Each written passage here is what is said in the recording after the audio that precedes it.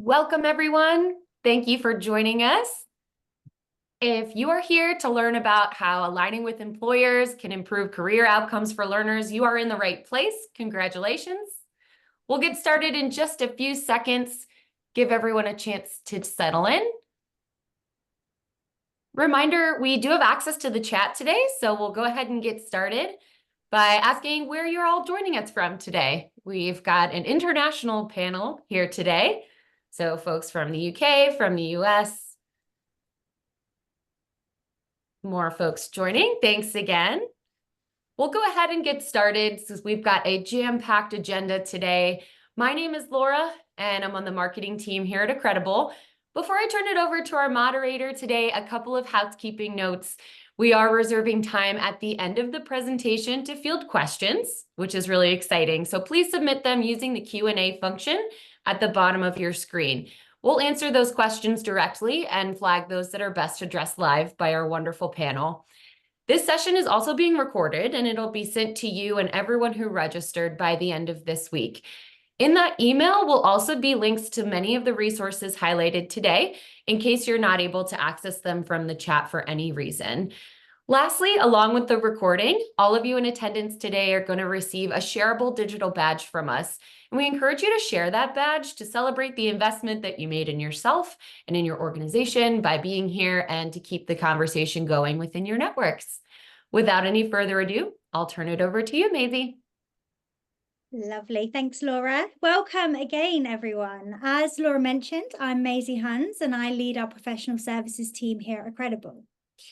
As many of you know, Accredible is the world's leading digital credential platform, enabling education and training leaders to increase learner engagement, grow their programs, and connect continuing education to meaningful career outcomes. I'm thrilled today to be here with our incredible panel of experts. We've got Sharon, who's an executive in residence at JFF Labs at Jobs for the Future, a national nonprofit driving the design and scale of technology-enabled approaches to promoting economic advancement. Sharon is focused on building the infrastructure for a skills-based talent marketplace, developing interoperability standards for digital credential technology, and empowering individuals to use their data to access opportunity. We've got Holly Garner, who's the Vice President of New Channels and Head of Workforce at Junior Achievement USA. In her role, she operates the intersection of JA's corporate partners, their learners, and their funders to diversify existing revenue streams and sustain a flywheel of impact, revenue, and focus. And we have David Leaser, after founding the Digital Badge Program, the New Collar Certificate Program, and the first cloud-based embedded learning solution at IBM, David went on to co-found the Digital Badge Academy, a collection of best practices and education for building digital credential programs. He's also the VP at MyInnerGenius, a tool that helps organizations develop skills-based initiatives by revealing durable, transferable skills, which typically don't show up on resumes, diplomas, or performance reviews. So today we'll be discussing how 4 distinct but critical groups of stakeholders are thinking about skill-based education and skill-based hiring.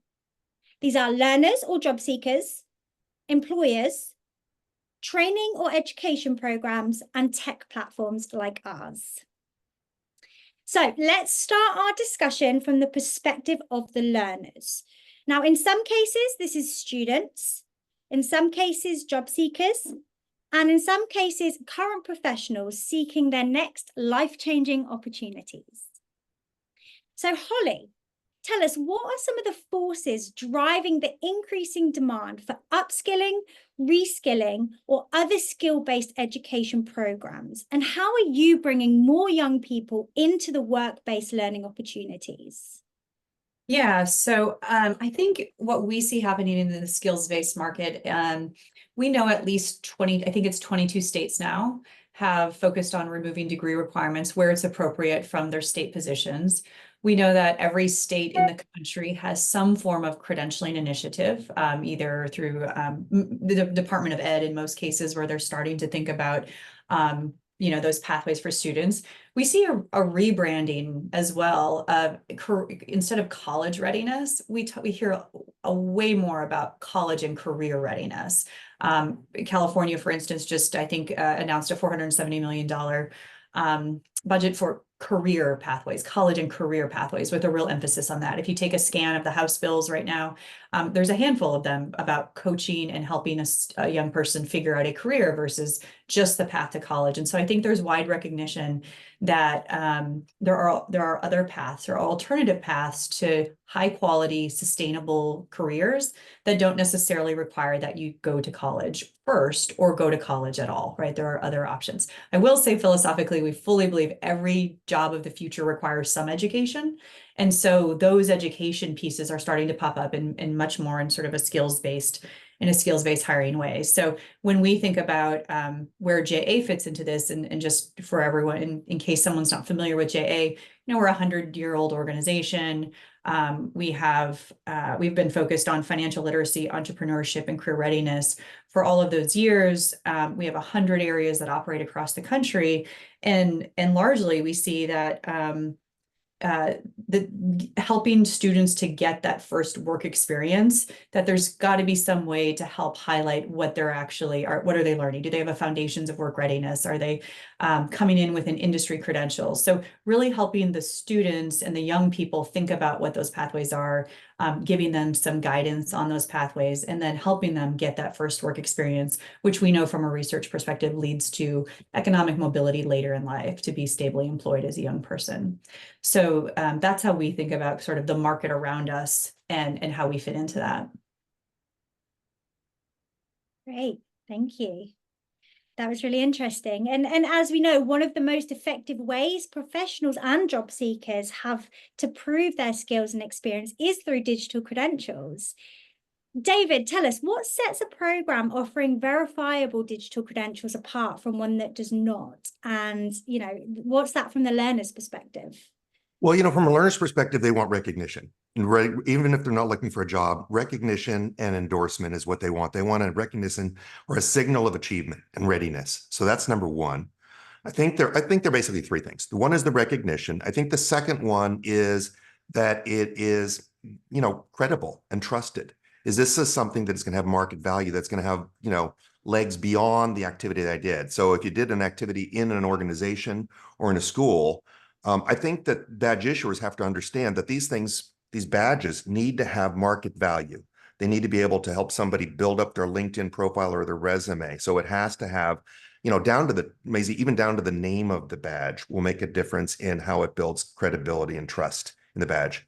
So that's the second one. I think the third one is portability, that it has to be portable. You have to be able to take it with you. And I think the old way we used to do business was, even in the college system, is you took these courses and everything sat in a registrar's office or in a learning management system. But now with badges, everything can be portable and it can be taken with you. And I think that's really what's most important about them. Absolutely. So recognizable, credible, and portable. So there's a great case for investing in learning opportunities that provide the learner with a digital certification status, badge, or certificate. Sharon, what have you found in your research in terms of awareness of and demand for digital credentials among job seekers? This is a really great question. And we were so excited to do this because, to Holly's point and David's point, we as an organization and many of my colleagues and many people on this call have invested so much in creating programming to give people recognition for their skills through credentials. And so we asked ourselves, hold on a second, are we building infrastructure that actually people don't want to use? So earlier this year, we commissioned a survey with Morning Consult, which is a national survey and research firm, of job seekers in the United States. We asked job seekers a number of questions related to their job search, but what we were really trying to get at is, do you know what a digital credential is? Have you used one in your job search? And similarly, are you familiar with the concept of a digital wallet? And have you used those in your job search?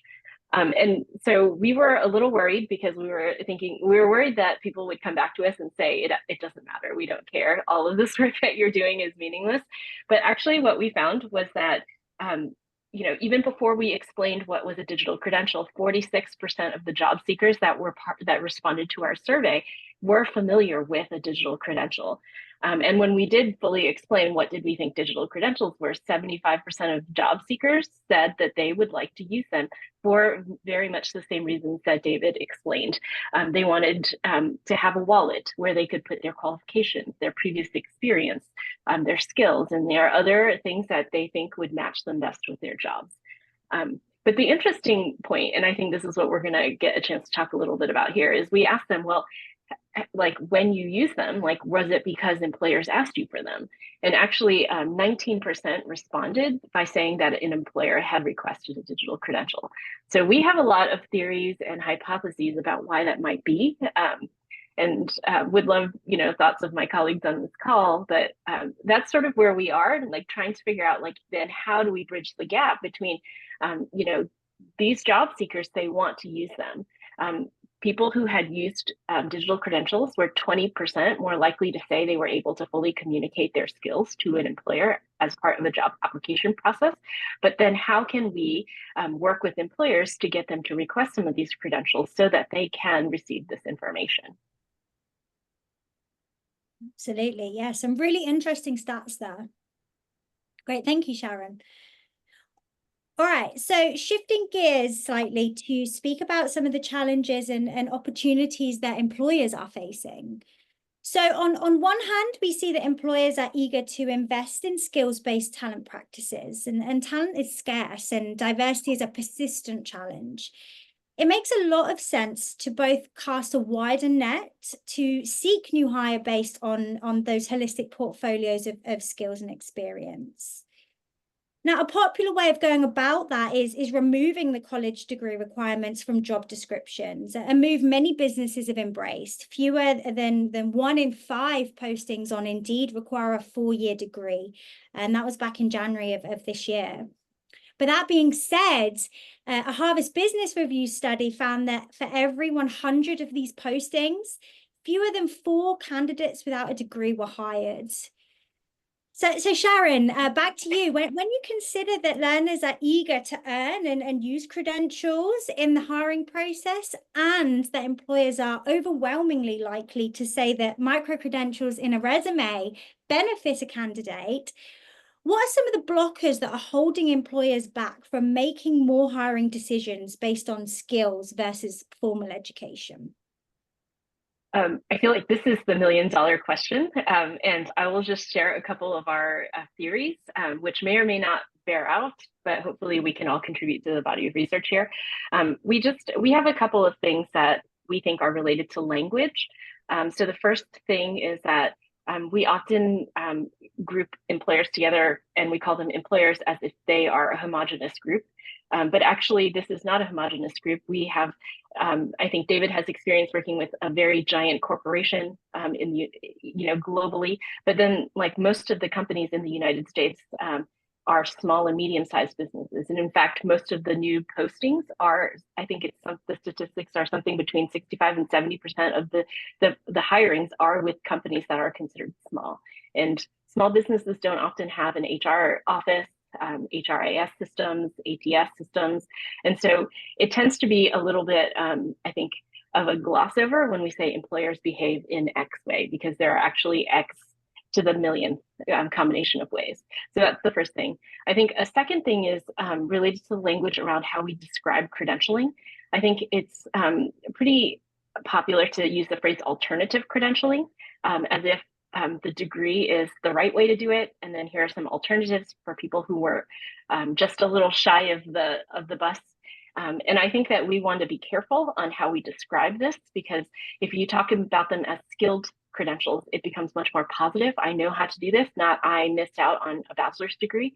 And then it sort of changes the narrative a little, both for the employer to see them as like, okay, well, I'm going to get a bunch of second best people to like, these are actually potential talent pool that is like very robust. And I think that there's also something around the language of a credential, as if credentials themselves are homogenous. So the latest credential engine report shows over 1 million different credentials from 60,000 different credential issuers. And I wonder if some of this is that employers are like, sure, we want to see your skills and share with us some of your credentials, but they don't know which ones to ask for because there's just too many. And so how would you pick? You know, what tools would you even use?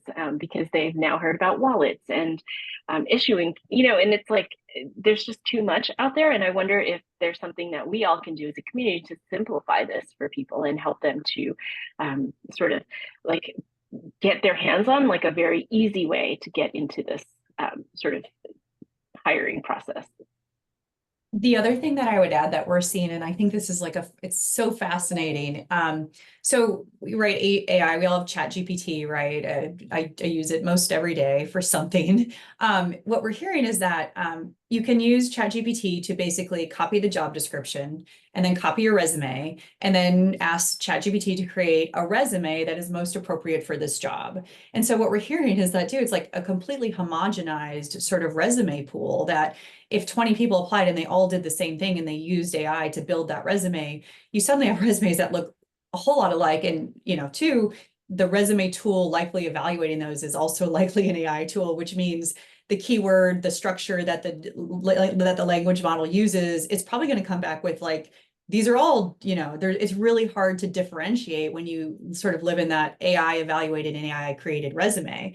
And so for the employers, like that's super hard to figure out. And I think credentials really stand out in that world, right? Where you can sort of gloss over, you can sort of have AI help you write what skills you have related to a job. That's where credentials really matter. You can basically say, this is the credential I have. It's not modifiable. I can't change the metadata on the back end. And there's really no way to sort of craft a narrative around that isn't just saying, I have this credential, right? And so in that way, I think we're going to see a ton more movement to how we use credentials to help authenticate, and employers are also going to have to figure out how they can view those credentials in HR systems. Because I am aware, at least for some of our companies, there's a technological issue with actually being able to sort of see a resume to validate it on the blockchain within the HR system. And so I don't know as much about that piece. I'm sure Sharon or David could speak to that more articulately, but that seems to be a challenge that we hear about as well.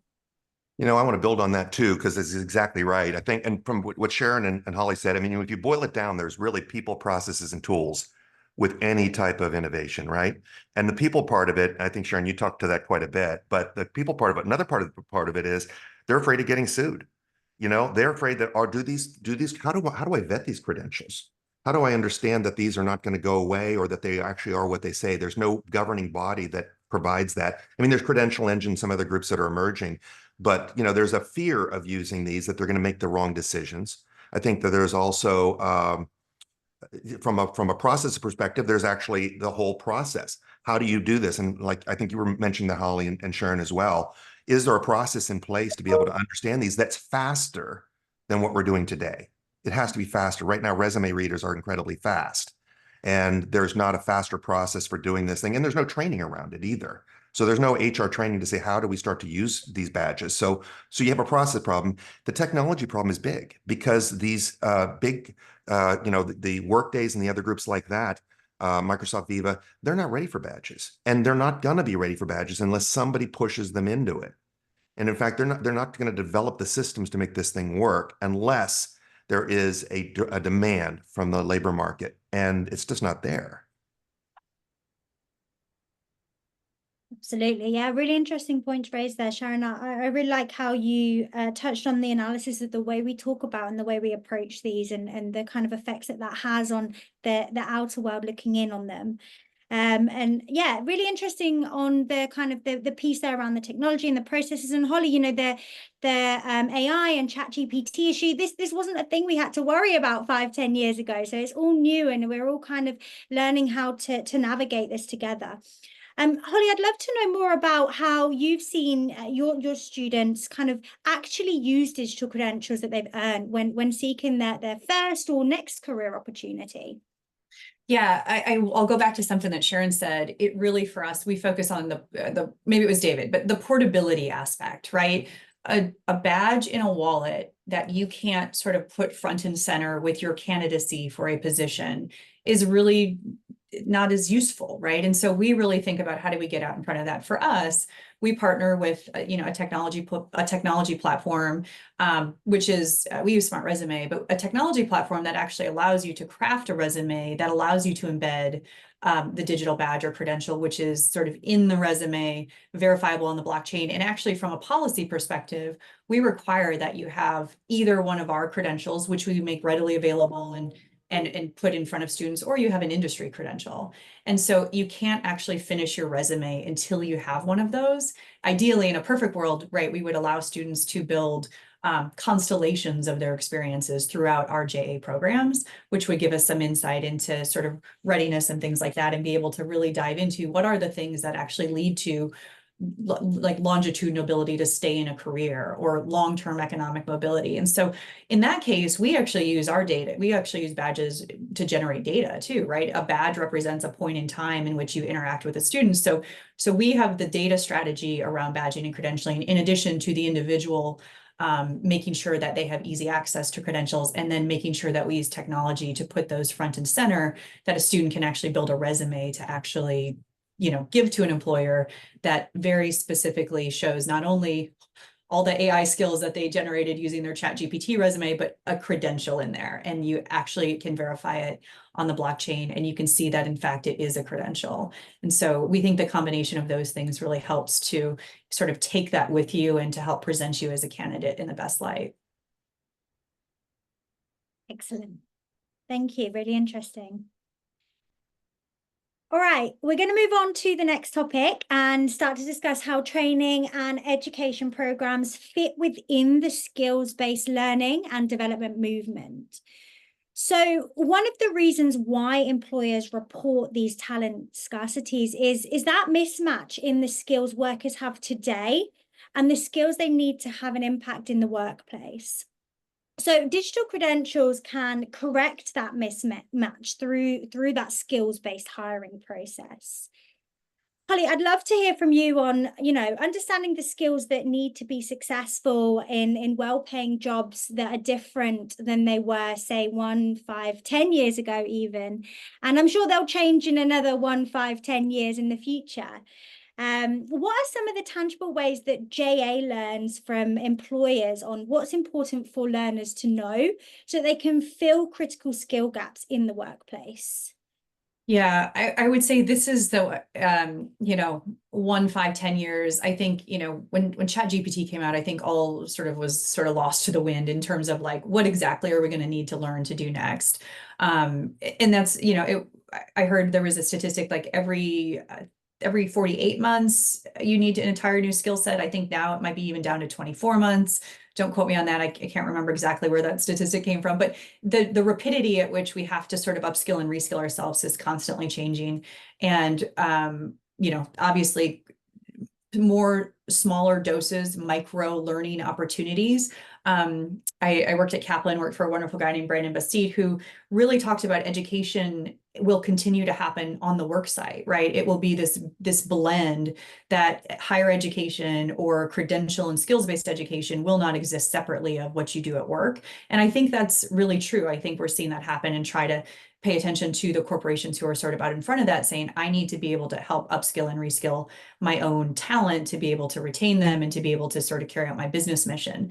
The one thing that we're doing from a JA perspective to learn about how to help fill those gaps is really data. I mean, we live in a world where data, there's just so much information out there that synthesizing and parsing the data is actually the harder part than just getting to it.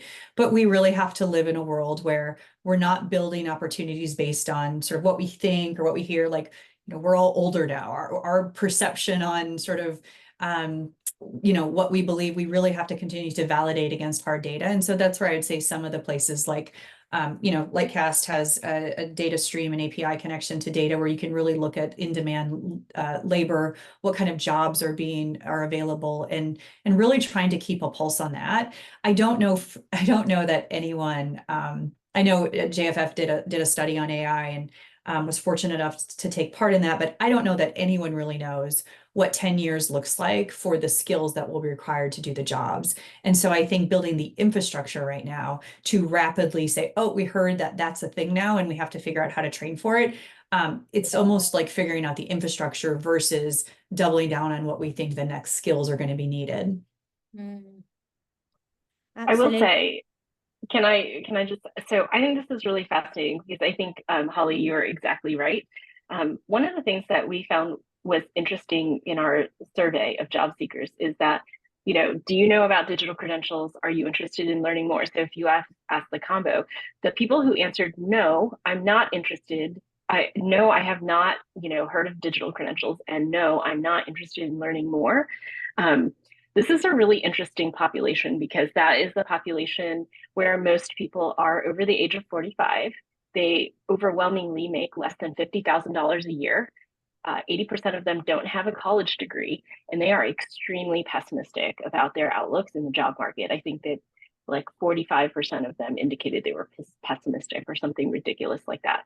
And so I think that this is really interesting because what we're saying here, and I think this is the right instinct, is people who are in certain occupations who have come up through the workforce in sort of like I guess I don't want to say the old world because now I feel like an old lady, but where they had a job, they could count on having a job for a long time, who are not equipped to be as adaptable, may not want to take these training programs that JA or some other organizations are building. And so how can we do specific and targeted outreach, create resources that would encourage that group of people to be like, hey, actually, how you look for a job is different. The kind of job that you're going to do is different. And how you interact with this idea of job security and stability and I guess your prosperity and your role in the community is different.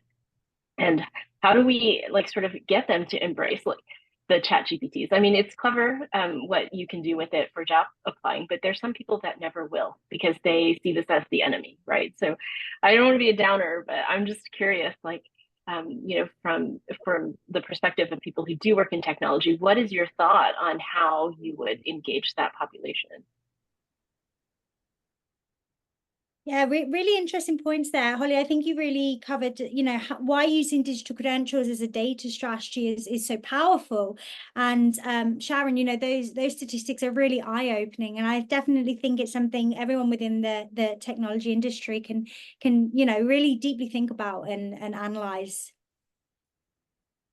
So when you're looking at how digital credentials fit into the picture, David, I'd love to know from you, what do program leaders need to think about to make sure that credentials communicate credibly to employers that the job seeker actually has the skills or the experience that they say that they do?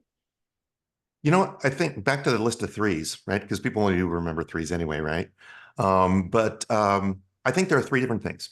I think the first one is that the data has the metadata, and I think, Holly, you talked about this, and Sharon as well, about the metadata. The metadata has to be good. It has to be complete. It has to be accurate.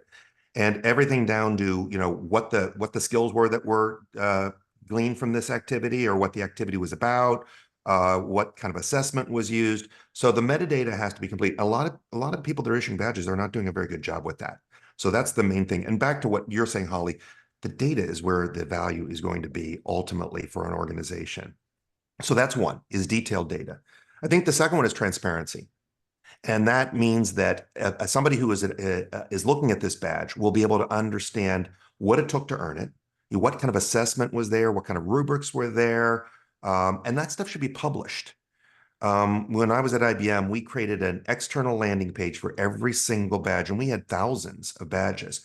But we had a template, was very easy to do, that told anybody who wanted to look into that badge, they'd know exactly what it took to earn that badge. So the transparency is really, really key. And the third one I think that people don't take advantage of enough is endorsement. Using there's endorsements built into badges, right? So why not use that? Especially if you're a smaller company and you're aligned to a certain type of standard. Let's say you're aligned to some sort of cybersecurity standard or something else, and you have an endorsement for your training. Advertise it, publish it in the badge itself. So I think that's it. The details are the big one, though.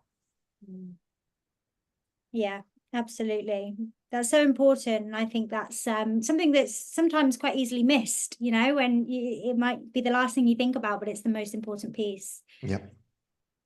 Yeah, and by the way, I think Holly, you were talking. There's a perfect use case for generative AI to look through an activity and say, give me a list of what are the skills that are in this, and then you can take that as your starting point for some of your metadata. Yeah, that's a perfect example of using AI to do that. I also think too, even thinking about like our, we talk about soft skills, durable skills, executive skills, even thinking through, there's been so many, like there are so many organizations who emphasize, these 8 or these 12, or this is how it is. I think there's, using AI, there's been able to be sort of a real combination of like, here they all are, right? And I think, I can't remember who actually published that, but even in sort of using AI to do that and say, okay, now we have what we sort of can sort of all agree on are sort of the fundamental skills in that particular thing. And then think about, we think a lot about, as people move through, as our young people move through JA, we think a lot about that map. And how does each of our programs add to sort of, I don't know if you're old enough, but back in the day, there was the color by numbers. You could buy like a velvet board and you could use your markers and you could really build, beautiful pieces of art. You kind of think about it like that, right? This is if a young person has sort of their board, and through their experiences, they get a badge and credential, and we're able to break down those badges and credentials into the taxonomy that basically fills the board. At the end of that experience, then we should have sort of a complete, you get to fill out your complete, art or your constellation of experiences.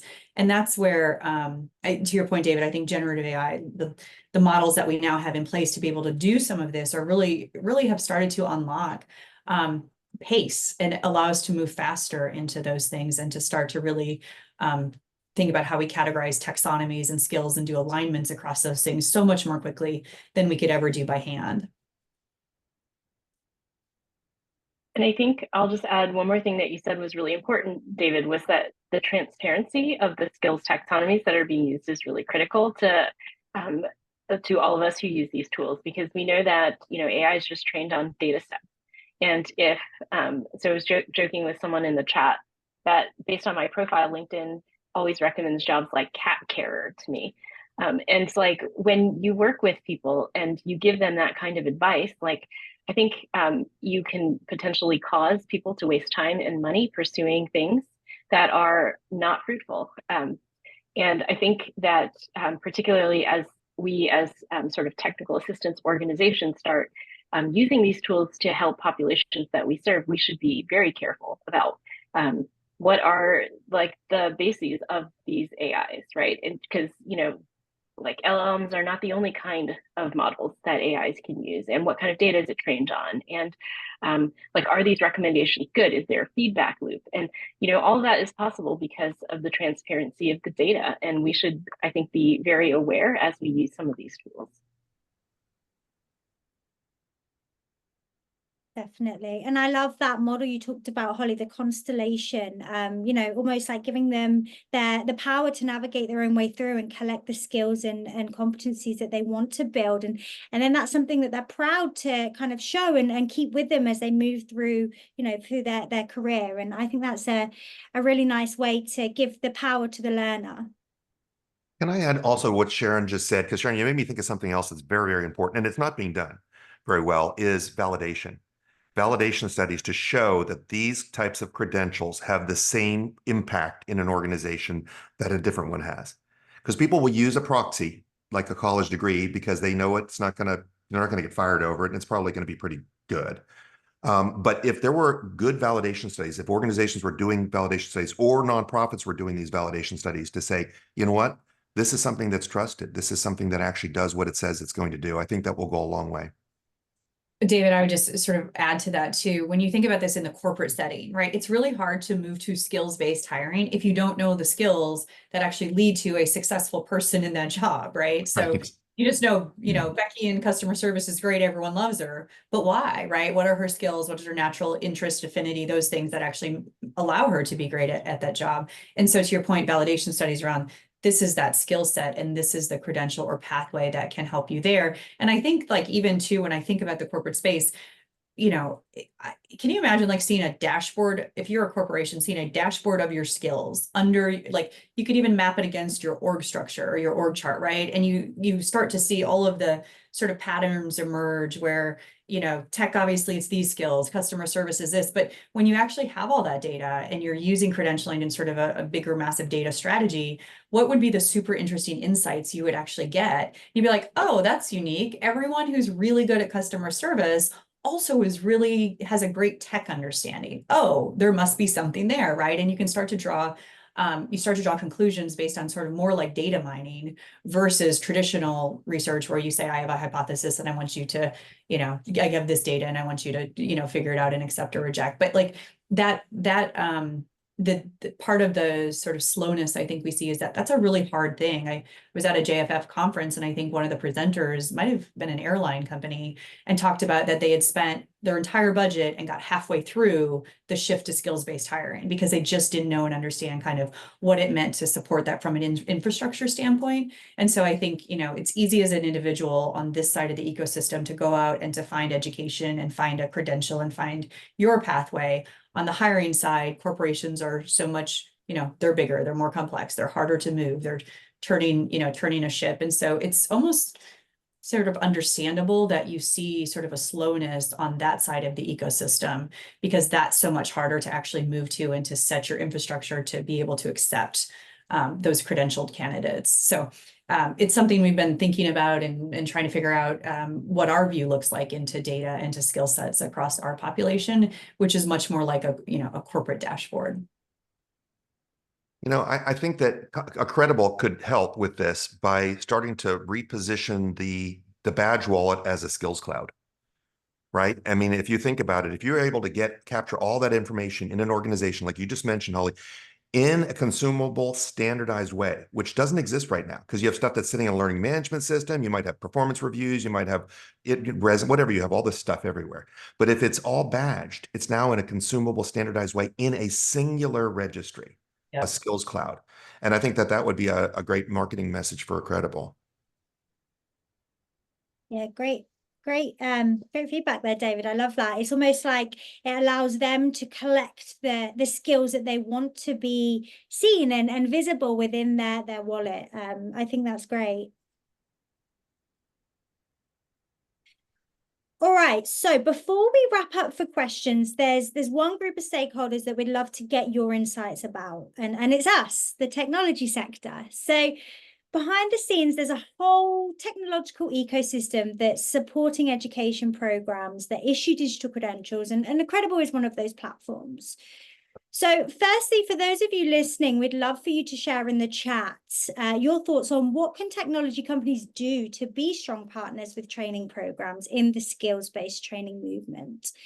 And while you're answering that question in the chat, I'm going to do a fire round to our panelists. So Sharon, why don't you kick us off? Okay, so I have a soapbox, which is credentials should be issued in, using open standards to enable interoperability and individual control. At JFF, we sort of backed the W3C verifiable credential data model. That has a lot of interpretations in the education space. For example, as an open badge version 3.0, which was just newly sort of minted by One EdTech, as well as the CLR version 2. And I think these are really interesting credentials because they use something called decentralized identifiers. Sorry, this got a little complicated, but we did publish a series of briefs that were explainers of all of these. So I think we can share these around afterwards. But I think what makes these unique is that they do the three things that David said about detailed metadata, the transparency, allowing endorsements, allowing people to take and move their credentials around, and also to retain control over who sees their data, how they share it, So we definitely encourage people to work with an organization who understands those open standards and encourage their existing providers to transition to them, because we know that they're relatively new standards. Absolutely. And that's definitely something that we work really hard on within the consultancy arm of Accredible, to share that knowledge and the standards requirements to ensure that, you know, we're not just allowing anyone to issue anything. And there's this kind of level of standard that people have to meet, which is important for, you know, us and for the issuers and for the earners too, because it all feeds into the currency of their credential, right? Yeah, great feedback. Thank you, Sharon. Holly, go ahead. Yeah, I was going to adopt David's strategy of like 3 things that would be useful, but I can only think of 2. I would just +1 to what Sharon said. Even just hearing Sharon talk about, and someone else put in the chat too, the standard for open credentials and sharing those, like helping to understand what can be relatively complex if you don't spend a bunch of time doing this and it's not your focus, right? It's like, well, what's the difference? Like, help me understand what the difference is. And so Maise, I think from a tech standpoint, the professional services that Accredible can offer that can say, whoa, this problem, we know a lot about this, or this problem has been solved. Let me give you some ways that it's been solved. Like, that's a super helpful thing.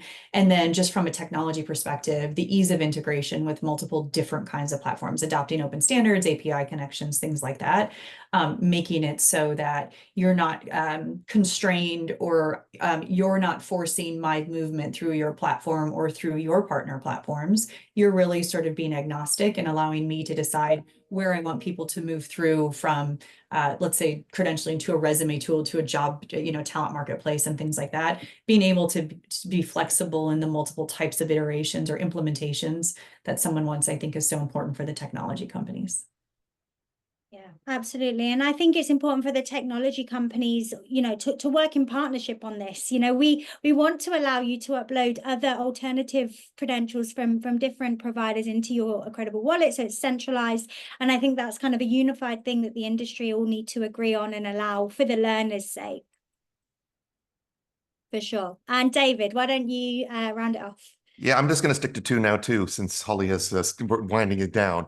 But I'm looking in the chat here, and I see some really good answers, and I just want to kind of comment on 2 of those if it makes sense. One was James said using RSDs, which are rich skills descriptors, which is one of the things that we need to have. We need to have a better and easier way for people to fill out that metadata, and a standardized way. And I think Accredible could provide prompts, or back to using ChatGPT, say, look, it will help you with a straw man of the description that should be in this thing. Now you can go and flesh it out and make it better. So using RSDs, rich skills descriptors, which people can read up on that, which is a great suggestion, is one. Completeness of that data is really, really important. And I think Accredible can help with that. I think the other one is, and I think this gets back to, is it Beth up here? I saw somebody else, Beth. Yeah, Beth said credentials have a deep focus on how they are going to be used. Reporting.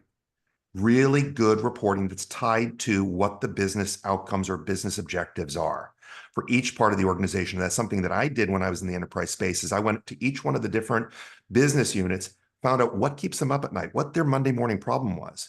And then I could align that to the badge data. For example, they may have a problem with business partners in China not being able to, implement the technology. Well, guess what? We could look at the metadata in the badges, say we don't have enough people trained in that area. So you could use that as and then, by the way, you could start doing benchmarking as well, right? So you could say, how are we doing today versus how are we doing 6 months from now? I guess that's 3. Absolutely. Yeah. No, thank you, David. That's great. And I think, the general consensus of all of this feedback is that the ownership is on us, the technology companies and the issuers, to create these standards and to ensure that everyone is following and adhering to the same rules and guidelines, so that it's not the wild, wild west. And I think that's really key to kind of remember we are the ones who are setting these standards, and to work in collaboration and with industry leaders like all of you on this panel today to come together and to figure out what those standards should be and how we can collaboratively address them. All right, well, thanks, everyone. I'm going to turn it back to Laura now to share some questions from the audience. Great, thank you. I know we're a little tight on time, but definitely want to get to 2 questions from the audience. So panelists, do you find that specific jobs lend themselves better to badges and digital credentials than others? Jobs? I would say, you know what, the thing is about open badges or digital badges is that they're shareable. So I think a job where that isn't a need or requirement is one of them. And we found that some people, like, for example, there's some organizations that we're working with that don't even have the people don't even have LinkedIn profiles. So then why do I even need a badge, right? I just want a paper certificate to put behind my desk because that's exactly how my recognition. So I would see one that requires some sort of professional digital resume would be the first group to look at. And I would also add to Oh. that, I do think there are some that are easier, right? If you think about tech skills, right? You can either code in this language or you can't, right? Like, I think there are some that the thing to be done is easier to verify or to test for in some cases. So I do think that there are some that are a little easier. I will say that, so I'll push back a little, and I'm not like such a contrarian about this ish, but so I'll say two things. So the first thing I'll say is we should think differently or a little bit more broadly by what we mean by digital badges and credentials, because a credential really is just an assertion of a property of a characteristic of a person, right? And so one of the characteristics, for example, is I work on a construction site. I am eligible to be on site, right? So there are some badges that you can issue that are not related to I have a skill or I'm qualified to use a welding machine. It's just I'm legally allowed, based on all the OSHA requirements and my employer's like rules, to be here on this construction site. And so like having those kinds of credentials are useful in a different way, right? So the eligibility versus qualification. So that's the first thing. The second thing is I'll have to give props to ChatGPT again, but also to Charla Long at CBEN. She showed me how to use ChatGPT to ask it to help me see what the competencies are in like different job roles, right? And I think that maybe this is what it is, where actually we say tech because like, yes, you know Python or you do not, because that's easy for us to see. But I am like pretty sure that for some of the roles where it is harder for us to see now, that with a little bit of assistance from our robot friends, that we can actually ask it like, well, what are the characteristics, like to your point about Becky in customer service, like what have you observed about her? How can you make that measurable? Is that aligned to known competency frameworks? Like how would you like say like recommend that she improve that, or how would you recommend someone learn her skills? Like I feel like these are things that if given enough time and given our relationship with our robot friends, that we can really learn how to do. And I think that can change also how we think about like what's badged and what's not, what's a skill and what's not a skill, what's valuable, what's not valuable. I totally agree, Sharon. I think ChatGPT or large language models has truly unlocked our ability to get deeper, much deeper insights much more quickly and to be able to do all those things that you're talking about. I like that expanded use case of the person for the legal defensibility stuff. I mean, because that's a huge one. And that doesn't require a digital resume, right? It's a signal that can be read. All great points. And lastly, universities operate under stringent accreditation standards that validate and lend credibility to their educational offerings. Digital badges do not have a centralized oversight body to ensure their validity. How do you address this disparity in oversight and ensure the credibility of digital badges? Well, the one thing you can do is start to align with different types of industry groups or associations and get endorsements. I think that's one of the closest things. So for example, if there's if in the veterinary field or in the nursing field or some other field like that, you can align with the association's guidelines and rules. And back to, I think, Sharon, you were saying, back to if there is a rubric or some sort of framework that says that if you do all these things, we will endorse you for it. So I think endorsements along those lines would be one way. I think other thing too is the employers, endorse with their money or with their hiring, right? Hiring and training budgets are extensive. And when you see someone with a particular credential and you're willing to hire them because they have that credential, I think we see a lack, like higher ed isn't getting that sort of external validation in that same way. A degree isn't necessarily your sort of industry indicator that I'm going to show up ready to work. Like there's a whole conversation to be had about sort of higher ed. But, you know, we work with Junior Achievement is primarily works with financial organizations. And one of the credentials in the financial world is an industry credential called SIE. I'll just use that as an example. We know from an employer perspective, when someone shows up with that credential, they're willing to, you know, hire them. They're willing to give them an interview. They're willing to say, hey, this is a really important thing to me. And so I think that the industry credentials sort of signal, there are certain industry credentials that signal to an employer, I'm here and I'm ready to work and I can do, theoretically, I can do the job that you're giving me. And I think as we keep that in mind versus, you know, just our own created credentials, which to the person who asked that question, to the point is there has to be some sort of validity and reliability behind it. And I think David addressed it with a validation study, right? Validation studies about how do these actually, when you have this credential, how do you perform in the market relative to the very specific thing we say you can do with that credential? And so I think some of those validation studies and some of those industry signals credentials are going to help to figure that out. And I think we'll see more and more of those validation studies as they relate to your ability to get hired for particular jobs and stay hired in those jobs and get promoted in those jobs. I think I'll just add to that. I think that's an excellent point, that perhaps like the stringent accreditation standards for universities really don't do this validation either. Because what do you really know about someone with a bachelor's degree in biology, other than they have a bachelor's degree in biology? And so this is actually a really interesting way as well to, I think, put a greater like level of granularity on what does a person learn in college. Because I do, like to your point, like way in the beginning, think that there is a value in all different kinds of education and all different kinds of training, and including the bachelor's degree, right? Even though some people are taking away that requirement. And I think it's incumbent on us to use this opportunity to say like, well, please tell us more about your graduate. Tell us why, what they learned, and how we can value that too. So I think this is a good opportunity to not recreate an existing system, but to make both systems better. Wonderful. With that, I want to thank our extraordinary panel for joining us today, as well as all of our attendees. Thank you so much for giving us your time and your expertise. In the chat, you'll see links to some outstanding resources from Accredible, from our panelists organizations, and from other leading voices in the space. First, from Digital Badge Academy and MyInnerGenius, we have the quick guide to digital badge programs and the ultimate guide to skill-based talent transformation. Next, we've got a couple of links from Jobs for the Future's National Job Seeker Survey, as well as their market scan on digital wallets. From Accredible, we have the complete guide to creating learning pathways, including examples from some of our existing customers who are doing this in the real workplace. And last but certainly not least, please do take a look at the transformational work that Junior Achievement USA is doing to prepare young people to succeed in our global economy.